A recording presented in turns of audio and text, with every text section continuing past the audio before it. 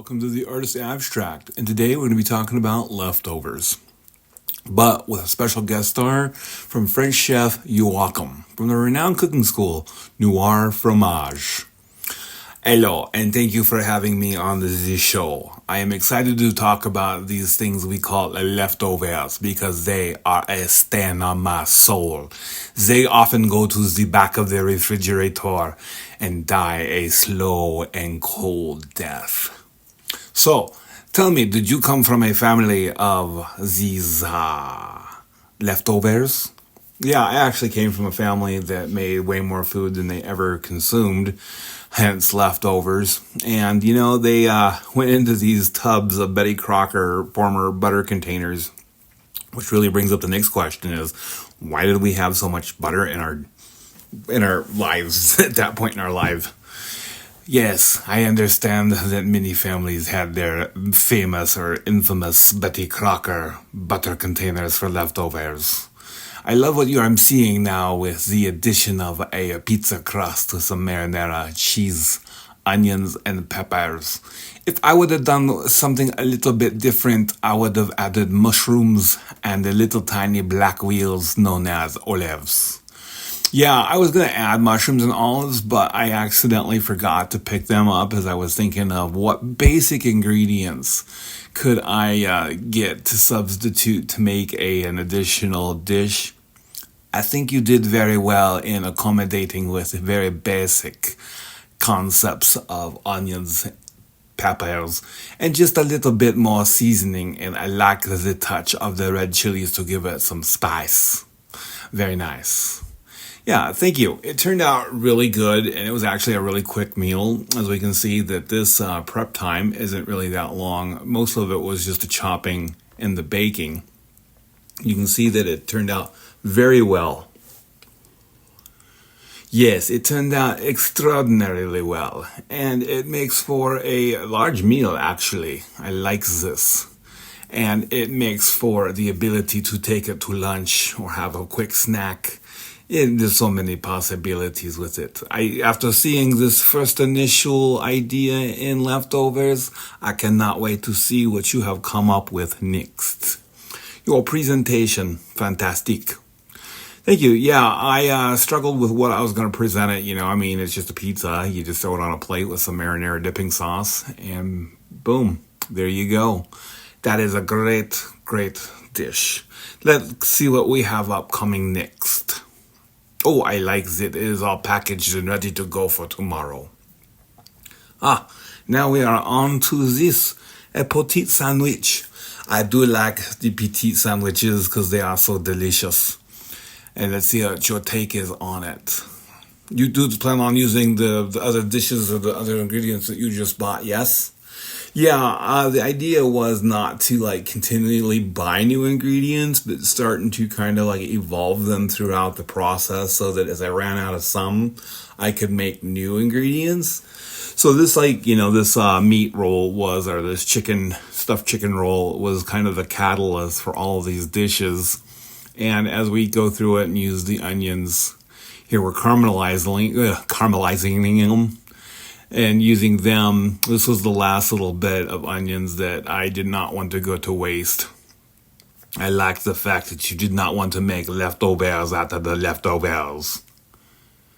Well, that's not true, so true. In the next dish that you're going to see, I actually made quite a bit of it, which became the new dish. And one of the things is you don't want to run out your catalyst too long, to keep it fresh, the nice quality of it. Yes, the quality does suffer if you do not make the dishes in a proper time.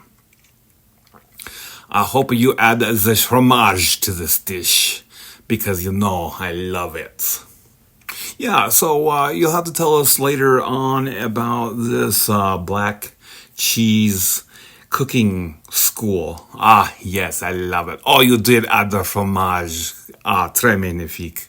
That is a nice touch. And is that fancy kind of bread that tastes almost like a vanilla wafer? Yes, that is that bread. I can't think of the name of what it's called right now off the top of my head, but I'll have to put it in the comments later. Yeah, that's one of my favorite types of bread for like little sandwiches, especially like Tuscan style sandwiches or Italian style sandwiches. Another great thing to use for that bread is for putting like garlic powder on it. And oh, not to interrupt you, but I love that you use the stick as kind of a pincel, and you kind of just dab bread on it instead of using the knife and the spread. I think you get way too much butter when you do the knife and the spread technique. This is just enough to soften it. Yeah, I like butter, but I've evolved past the Betty Crocker. Not that it's a bad butter, it's just that there's so many different types of butter out there that might as well explore. Same way with the fromage. Yes, we do like the fromage. Ooh, nice presentation, nice grab out of the frying pan and onto the sandwich bread. I like it. I can also tell that you are a connoisseur of the coffee. Do you like my coffee? Yes. And I will do another additional couple videos on coffee. I have this whole idea for presenting it. It's going to be like a week thing where kind of like a day in the life where I get up, make my coffee, make my sandwich or make my breakfast, so on and so forth, and bring that kind of a video, a day in the life video, as I get ready for work or life. It's sad to say that work is life. Ah, yes, work is life. But if you love what you do, is it really work? That is very true. I can't complain with that argument. Again, great job on the presentation for such a simple and delicious dish. Now we're on to the soup du jour. Hey, this is going to be very good. I am excited to see what you did with this because you have such great ingredients. You are starting off with a potato. Wonderful. Your cutting technique. I like how you're cutting the potato. Very nice. Oh, your drawer of knives going in with the smaller one. Wonderful.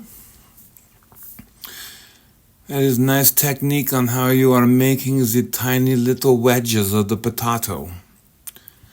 Yeah, it's something that I picked up a long time ago, that you just got to be careful, be concise, be patient, and think ahead of how you want to execute it.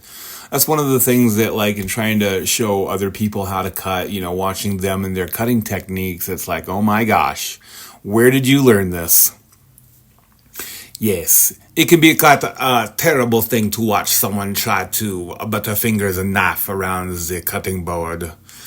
They often scare me to think they are going to cut off their finger. And that's no good. No good.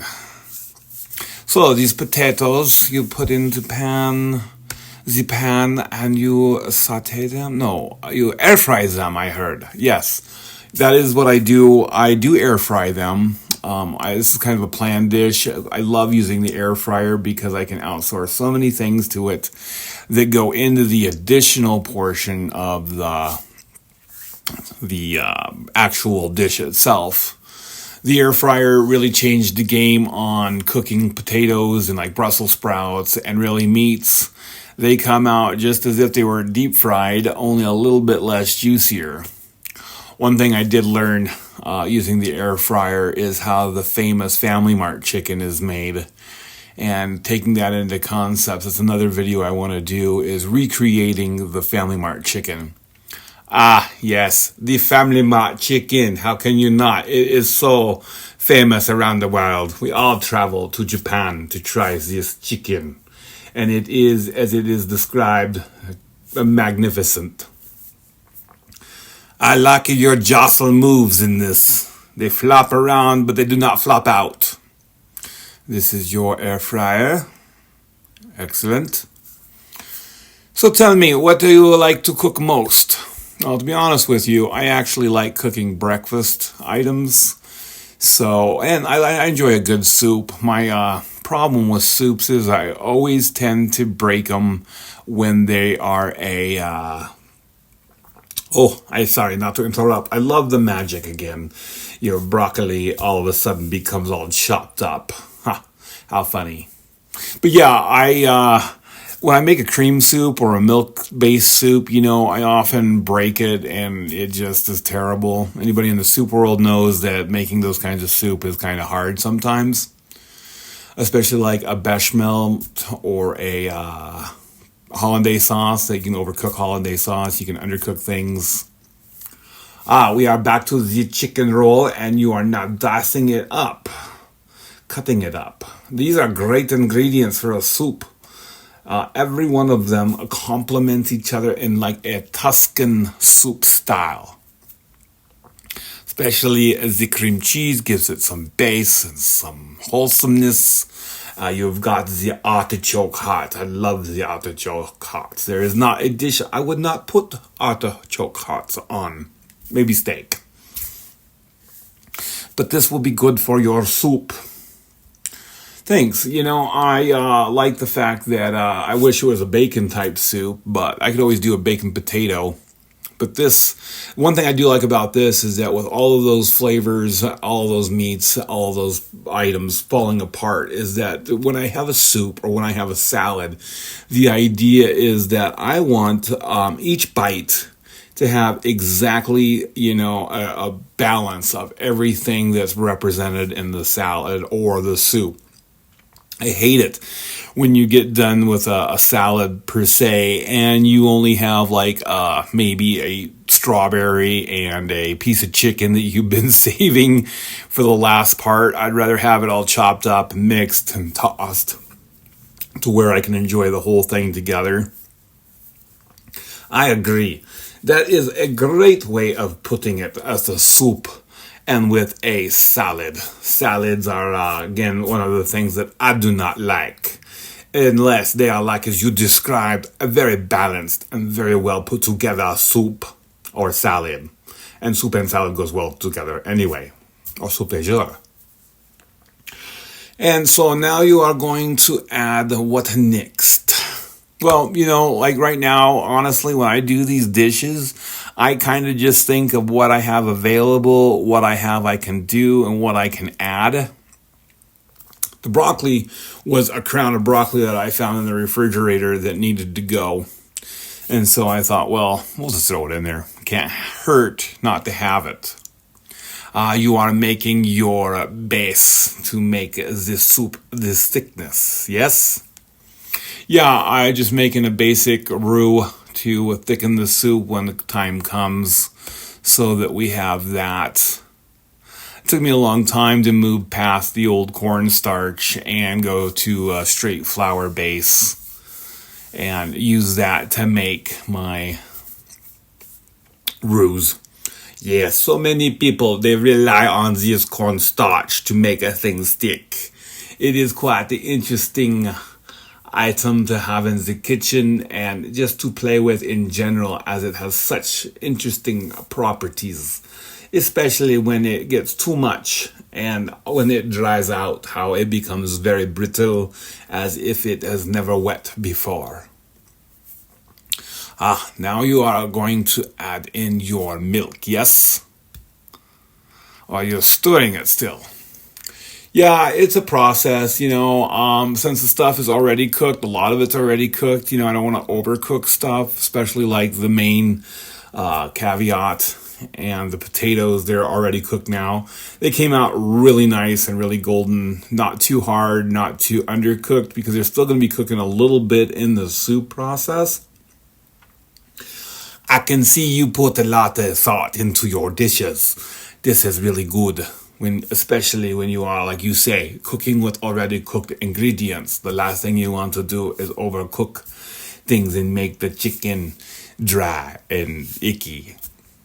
Now you are adding the milk. Yes, very nice. Will you be adding the fromage again to this dish? Yeah, I'll be adding the fromage to this dish again. Probably not as much as like some people would like, but I do have some in there. That is wonderful. Not only does it give it the color, it also gives it something to pop. Kind of like a consistency to at least help the roux bring everything together. Cheese does that. It is like a binding thing. So tell me, in your house, do you cook often? Well, I cook a lot, This whole thing about cooking started. Well, I've spent a lot of time in the restaurants, but like this making dishes and trying to figure out leftovers really came about over a challenge. Someone on social media said that they got tired of trying to figure out what they're going to cook every night and how they're going to cook it. And I said to myself, challenge accepted. So I created a page known as the Culinary Avengers of the Round Table, where people unite in dishes and see that, yeah, they can do this too. I mean, none of these dishes are too complicated. Some of them, yes, are. Others more so than others. But the bottom line of it is that everybody can cook. It's just that, this is one of those arts that is kind of like lost or being lost. The other problem is that time consumption really affects us and the inability to come home after work and want to sit down and make a soup from scratch of this level or of this intensity. Because a lot of the work had already been done just because the stuffed chicken part had already been done. Yes, I can see that this dish really brings together a lot of ingredients had you made it from scratch. But since you were able to skirt much of that, you were able to make this dish in very little time. So I guess the punchline here is that when you make something of such greatness in the beginning and it creates for leftovers, the potential to make other things is very much more easily done.